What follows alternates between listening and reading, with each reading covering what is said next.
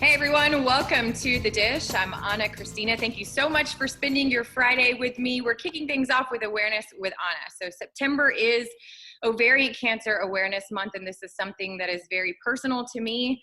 I lost my mom in 2004 to ovarian cancer, and so throughout this month, I think it's important to highlight and make sure that we're having the conversation about what ovarian cancer is. And today, joining me is Dr. Miller from Augusta Oncology as well as Georgia Cancer Center. Dr. Miller, thank you so much for joining me. Thank you so much for having me.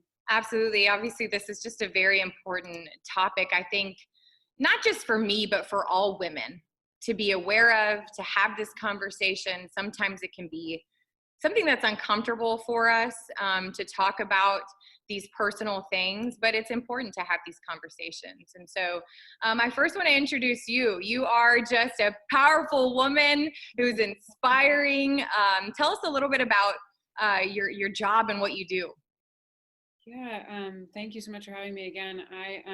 So I'm a GYN oncologist, like you said. I work at multiple different hospitals in the area.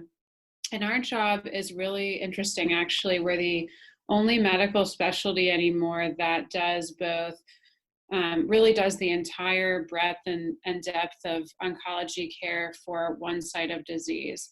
And so we do both surgery and chemotherapy and medical management of all GYN cancers. And like you spoke about ovarian cancer, we deal a lot with that.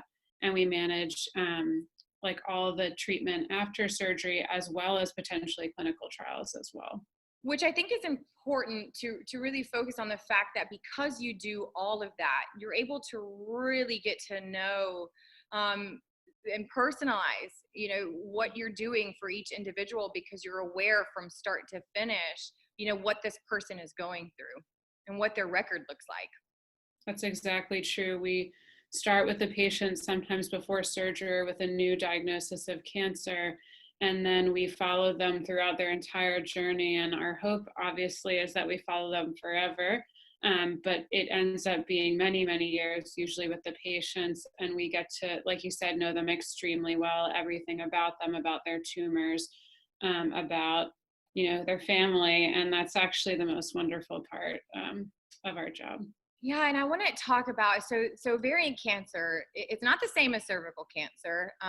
There's really, and I think we'll get into this a little bit more, there is a test for cervical cancer. There's not necessarily one for ovarian cancer. I want to talk about, it's deemed the silent killer. Why is that? That's a great question. Unfortunately, we have screening tests fortunately, we have screening tests for a lot of different types of cancer, and ovarian cancer is not one of them. It typically, has a lot of vague symptoms in the beginning, sometimes a little bit of pain, sometimes a little bit of bloating, sometimes some constipation or other bowel symptoms. And so patients usually are able to explain a lot of that away without seeing a doctor. And if they see a doctor, often the doctor doesn't know or doesn't suspect, often appropriately, that that's what could be going on. So the majority of our patients present in an advanced stage of ovarian cancer. And so we can treat them very well at that stage, but that's why it tends to be called silent. Right. Well, and that's why it's so important, I think, early detection. And really, if I'm honest, I think that's really dependent on the individual taking initiative and control and being aware of their bodies. I think as women, we know our bodies better than anybody else. We can detect changes.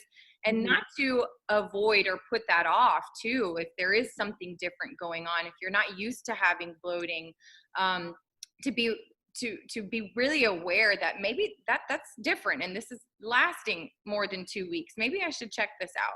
So we're going to continue this conversation. I think it's important to highlight those symptoms again and what they look like, and then talk about the different treatment options that you guys have at the Georgia Cancer Center. So you guys don't go anywhere. When we come back, we'll have more.